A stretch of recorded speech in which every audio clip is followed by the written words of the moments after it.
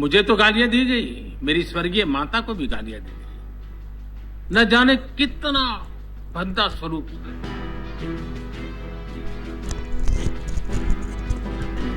রাজনীতির উত্তপ্ত ময়দানে বহুবারই যুক্তির বদলে বড় হয়ে উঠেছে আক্রোশ। দিল্লির রাজপথে সম্প্রতি গড়ে ওঠা শিক্ষার্থী আন্দোলনের হাওয়া সেই পুরনো বিতর্ককে আবারও নতুন করে সামনে নিয়ে এসেছে।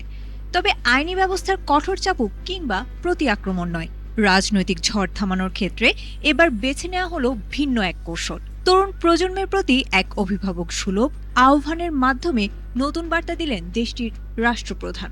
हाय फ्रेंड्स, आज तो मन करता है बस आपसे ही बातें करूं। শুক্রবার রাতে সামাজিক যোগাযোগ মাধ্যমে নিজের ভেরিফাইড পেজে প্রকাশিত এক ভিডিও বার্তায় তরুণ সমাজের উদ্দেশ্যে কথা বলেন ভারতীয় প্রধানমন্ত্রী নরেন্দ্র মোদী। আন্দোলনের নামে তাকে ও তার প্রয়াত মাতাকে অশালীন ভাষায় কটূক্তি করার যে ঘটনাটি যন্তর মন্তরে ঘটেছে তা নিয়ে নিজের ক্ষোভ নয়, বরং সহমর্মিতার কথা ফুটে ওঠে তার বক্তব্যে। প্রধানমন্ত্রীর মতে তরুণ বয়সে আবেগপ্রবণ হয়ে ভুল সিদ্ধান্ত নেওয়াটাই স্বাভাবিক, কিন্তু সেই ভুলকে আঁকড়ে না ধরে থেকে আধুনিক জেনারেল হাসপাতাল ও উন্নত প্রযুক্তি এবং অভিজ্ঞ চিকিৎসক দলের নিরলস প্রচেষ্টায় আমরা আছি আপনার পাশে।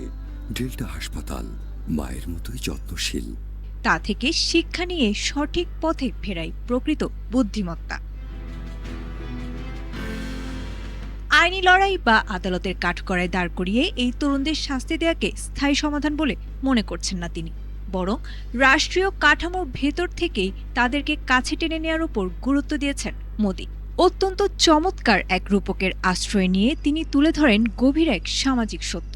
আমরা দুর্ঘটনাবশত দাঁতের কামড়ে জিভ কেটে রক্ত ফেললেও নিজেদের দাঁত ভেঙে ফেলি না, কারণ শরীরের অংশ দুটি যেমন আমাদের নিজস্ব, ঠিক তেমনি এই বিভ্রান্ত তরুণরাও এই দেশেরই সন্তান। और बचपन में गलतियों से सुधरने का अवसर भी होता है। সামাজিক শিষ্টাচারের আর এই সীমা তো বজায় বচপনা রাখার আকুল আবেদন জানিয়ে প্রকাশিত আর ইসলিয়ে এই বার্তা রাজনৈতিক অঙ্গনে এখন আলোচনার তুঙ্গে।